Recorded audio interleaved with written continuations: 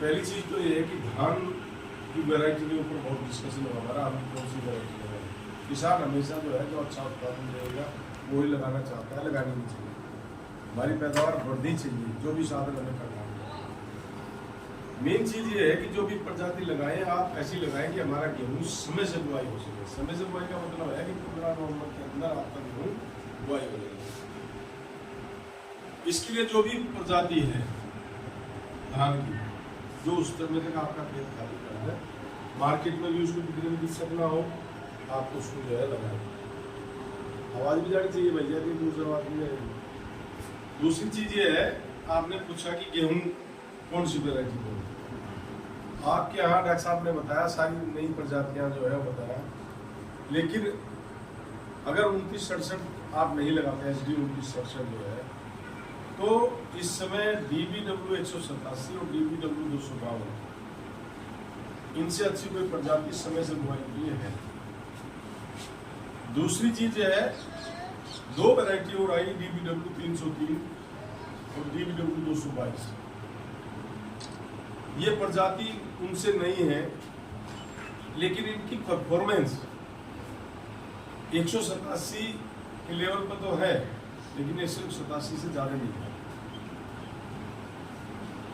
222 यहाँ से इधर तो जितना भी एरिया जाता है, हमने पिछले साल जिन किसानों को दिया था, बहुत अच्छी परफॉर्मेंस रही उसकी।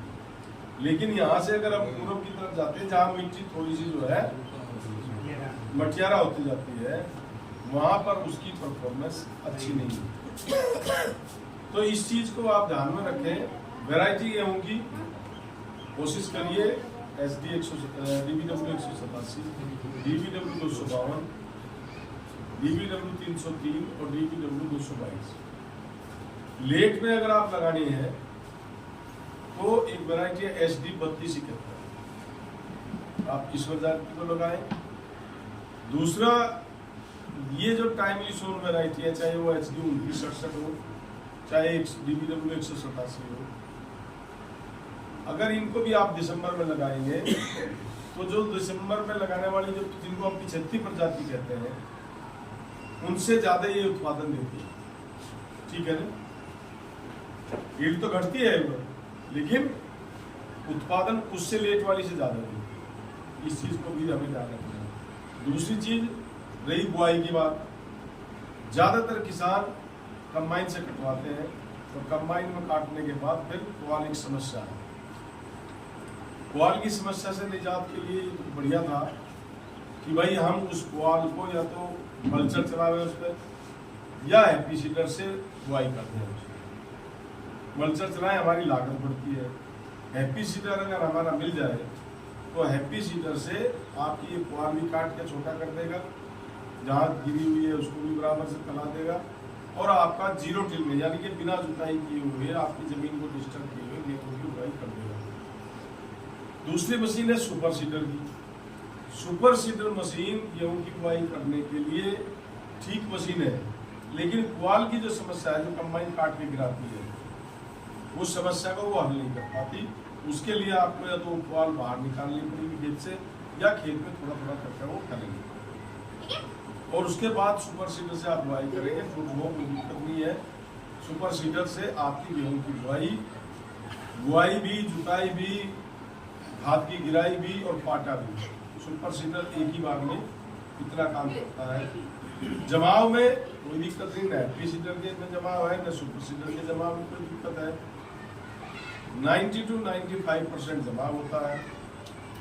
सुपर सीडर में या हैप्पी सीडर में खरपतवारों का जमाव भी कम होता है। सुपर सीडर में खरपतवार थोड़ा सा देर से चलते हैं। जो पहली हमारी तकनीक थी कि हम जो है 30 दिन पे खरपतवार नाशी का स्प्रे करते हैं, तो ये देखिए, आप लोग भी देखिए, जब लगाते हैं आप कि सुपर सीडर से पूरे खेत में जो खरपतवार है वो थोड़ा सा देर में जलते हैं। ठीक है, तो जो हमारा स्प्रे करने का टाइम है वो थोड़ा सा लेट करना पड़ेगा उसमें। ये आप लोग आप रिसर्च करके हमें बतावें, हमारी रिसर्च ये कहती है। ठीक है, खरपतवार नाशी की दवाई समय से पड़ना जरूरी है, तभी वो कंट्रोल होगा, चाहे वो धान हो चाहे वो गेहूं हो। अब बात आती है कि खाद कितनी डालें। गेहूं की बुआई में आपको खाद 50 किलो DAP 1 एकड़ में मशीन में डाल के बुआई करें। खेत में सुपर सीडर के डालने से पहले 1 बोरा urea, 30 kilogram potash, muriate of potash जिसको कहते हैं, वो खेत में बराबर से आप छीट दें। पर्याप्त मात्रा में खेत में नमी हो और फिर सुपर सीडर से बुआई करें, तो आप देखेंगे कि आपकी फसल, गेहूं की फसल है, वो कम से कम मैं यहाँ भी बता सकता हूँ कि 22 क्विंटल जो पैदावार है एकड़ की, 25 क्विंटल तक वो पैदावार आपकी दे सकती है। तो काटते भी हैं। अगर आप बुआई के पहले यूरिया नहीं डालेंगे तो आपकी पैदावार जो है मुश्किल से 15-18 क्विंटल तक रह जाएगी। इस चीज को आप ध्यान रखें, ठीक है। खरपतवार नाशी में जो खरपतवार मुलायम है, जिसमें आपका बथुआ है, कृष्ण नील है, ये छोटी पत्ती वाले करक हैं, इनके लिए तो आप मेट सल्फ्यूरान यूज कर सकते हो। सल्फ्यूरान आप जो है गेहूं के मामा के लिए, जिसको पहले से कहते हैं, वो यूज कर सकते हैं। लेकिन जहां पर भी मकोई आ रही है, भांग आ रही है, ये पालक आ रहा है, वहां पर आप जो है छोटी पत्ती वाले खड़े हैं, इनको मारने के लिए 20 ग्राम और इसके साथ में क्लोरोडिनोफॉस 160 ग्राम, ये दोनों मिला करके 150 लीटर पानी में घोल के आप इसका छिड़काव करें। गेहूं में कम से कम हम ये कहते हैं, जो 2 सिंचाई लगा रहा है वो 3 लगाए, जो 3 लगा रहा है वो 4 लगाए, तो आपका उत्पादन आप देखेंगे। इसको आप गांठ बांध लीजिए, इसको एक बार करके देखिए, 1 बीघे में करिए। जितनी 3-4 बातें मैंने बताई हैं, इनको आप 1 बीघे में करके देखिए। अगर आपका उत्पादन नहीं बढ़े तो अगली बार हम आएंगे, तो हमें जो है शिकायत करिएगा कि आपने बताया था ये नहीं है। धन्यवाद।